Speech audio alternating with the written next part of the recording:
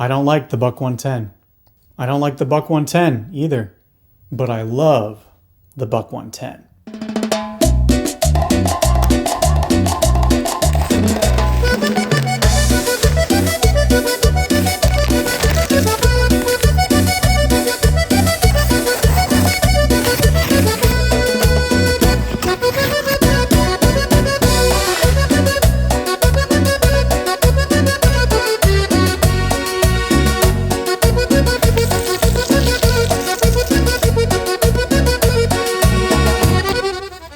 I don't have to bore you with the long history of the Buck 110 folding hunter, because I know you've already seen one.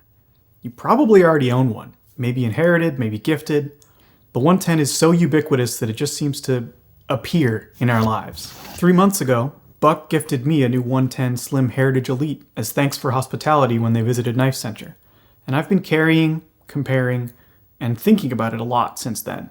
To be clear, Buck has no idea I'm making this video. This knife just feels like a big deal to me, and I'm compelled to explain why. It's hard to imagine, but before the tactical era of knife design kicked off and made the likes of the Buck 110 feel old-fashioned, nearly every knife company had a folding hunter. The 110 was first, but back in 1964 when it came out, knife designs were treated more like recipes to be remade than trademarks to be defended. And soon, Ka-Bar, Schrade, Case, Camillus, Puma, Utica, and even Kershaw all sold knives with 4-inch clip point blades, back locks, and simple chunky handles with front and rear bolsters. So what made the Buck 110 special? Why was it so popular that all of Buck's competitors had to hustle out their own versions? Well, before the 110 you had delicate folders on one side and durable fixed blades on the other. The 110 was a whole new kind of knife, the first production design to truly split the difference. It offered more size and strength than a pocket knife, yet more portability and discretion than a fixed blade. And for basically 30 years, the 110 dominated that space. These days, however, the number of knives in that space is, well, most of them. And if we're honest, they pretty much all run laps around the 110. Materials and design have come a long way since brass and backlocks.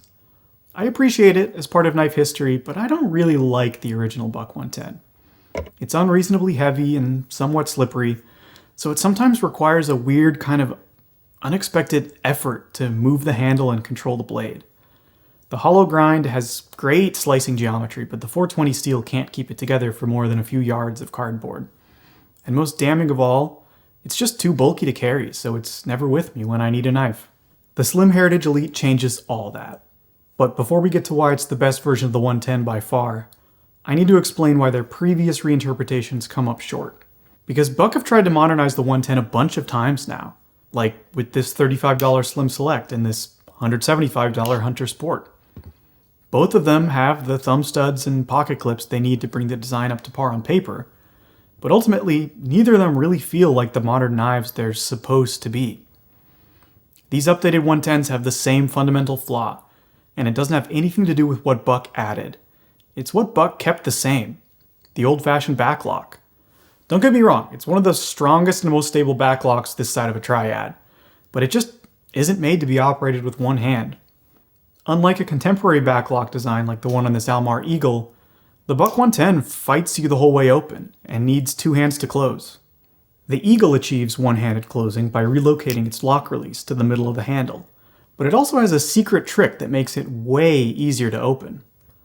Watch how the lock bar moves as the blade rotates, and you'll notice that on the Eagle, it begins to relax back into the handle when the blade is only halfway open. Compare that to the lock bar on the 110, which stays fully displaced the whole way. It actually makes a really big difference in feel. The 110 requires continuous force along the entire opening arc to overcome the friction from the backspring, whereas with the Almar, once you push past the initial tension holding it closed, it becomes much easier to keep the blade moving. Momentum alone is enough. You can even flick it open. Try that on a 110 with thumb studs, and you're lucky to get the blade halfway open without cutting yourself. The Slim Heritage Elite is the ultimate Buck 110. It's modern in ways that matter, and traditional in ways that feel authentic. Here are some observations from my 3 months of carry.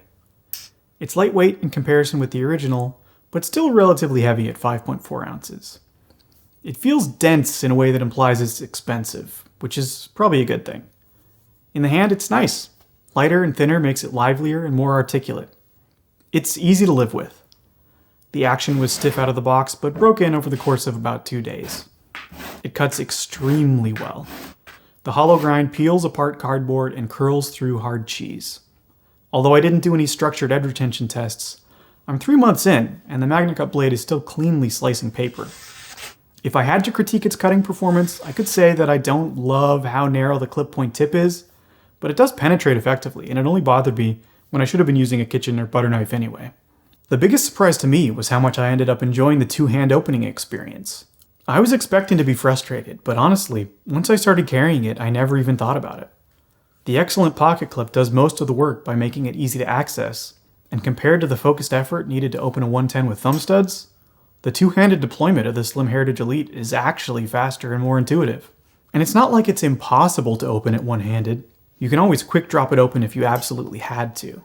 I like that Buck abandoned all tactical pretensions here. The knife is better for it. It's not retrofit with features and materials that clash with the way it was originally designed. It's not trying to be an adjustable fidget toy. And yet, it's not anachronistic. It's not just hollow nostalgia. It's better than it's ever been. Should you buy this knife? Well, it is expensive. The smaller 112s are $180, the brass 110 is $200, and this nickel silver version is $220. It's not an essential expense. But if you do get one, I don't think you'll regret it. I struggle to think of anyone who won't find something to appreciate about the Slim Heritage Elite. If you're a FUD who thinks the Buck 110 is the greatest knife ever made, you can get one of these and still feel smug. If you've never carried a Buck 110, this is the best way to experience everything great about the original without any of the drawbacks. Ultimately, the most interesting thing about this knife to me is the way that it recontextualizes its own history. When it came out in 1964, the Buck 110 was new and groundbreaking. Over time, it lost its spark. New and groundbreaking become old and unimaginative. When the Slim Heritage Elite comes out in 2026, it feels old-fashioned in the context of today's knife market, and yet there's a new spark here, something that reanimates it with the same energy that the original Buck 110 had. It's newly useful in a way that we can appreciate now. The Buck 110 is dead. Long live the Buck 110.